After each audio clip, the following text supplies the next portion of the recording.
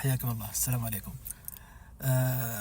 إذا كنت جوعان وما حولك يعني وجبة تاكلها، يعني مثلا أنت في البيت ولسه ما بعد جهز الأكل، أو كنت برا في السيارة ومثلا في وقت مثلا يعني ما حولك يعني محلات، مطاعم أو وجبات خفيفة أو شيء، ما متورط يعني وأنت جوعان، وفي نفس الوقت ضميان أو يعني عطشان وجوعان في نفس الوقت، أو أنك جوعان فقط. لأن نتكلم، أنا جاي أتكلم عن الجوع. أنا جبت لكم حل للجوع يعني يمكن ما حد توقعه، ولا والحل هذا مذكور في حديث وصدق، وانا بنفسي ما اقول جربته. الحديث القرآن والاحاديث ما تجرب، يفعلها الواحد عن يقين. انا بنفسي طبقته اكثر من مرة، والله لقيت انه حل سريع للجوع، اللي هو اذا كنت جوعان. وطبعا انا قلت ايه، في اي مكان تكون فيه انت يكون فيه بقالة، صح؟ طبعا بقالة ما يكون فيها عادة شيء يعني يسد الجوع، تلقى فيها مثلا بسكوت، كيك، ما يسد الجوع يعني، ما ينفع الا وجبة وكذا. لكن وش هو الشيء اللي والشيء هذا ترى مو بأكل. الغريب انه مو بأكل ومع ذلك يسد الجوع، ومذكور وفيه عليه دليل حديث عن النبي صلى الله عليه وسلم.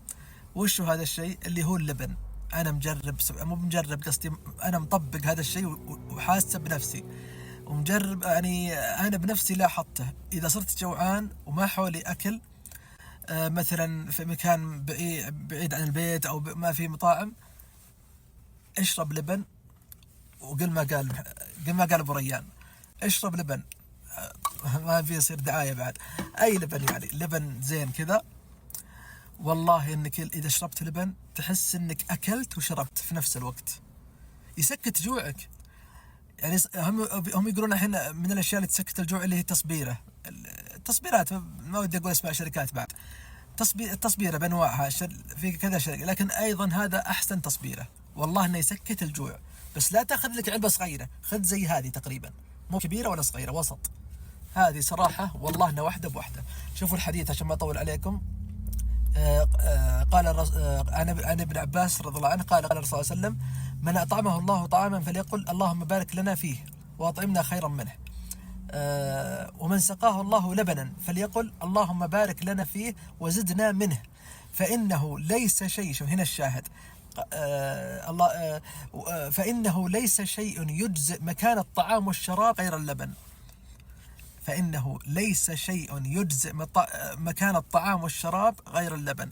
يعني الرسول صلى الله عليه وسلم يقول، بيوصل لنا ويقول إنك إذا شربت لبن فكأنك أكلت وشربت في نفس الوقت، كأنك أكلت وشربت، يسد جوعك ويسد ظماك.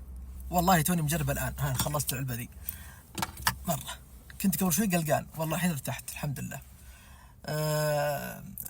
بس عشان أختم المقطع هذا عشان ما نطول أكثر.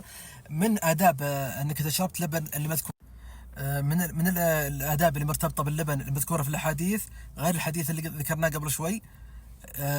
حديث ثاني قال فيه الرسول صلى الله عليه وسلم عن أم سلمة زوج النبي صلى الله عليه وسلم قالت: قال رسول الله صلى الله عليه وسلم: إذا شربتم اللبن فتمضمضوا فإن له دسما، له زيت، له دسم، فلازم نتمضمض بعده.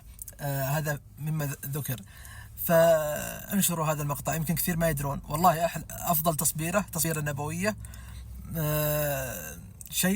شيء طبقته بنفسي وشفت ثمرته.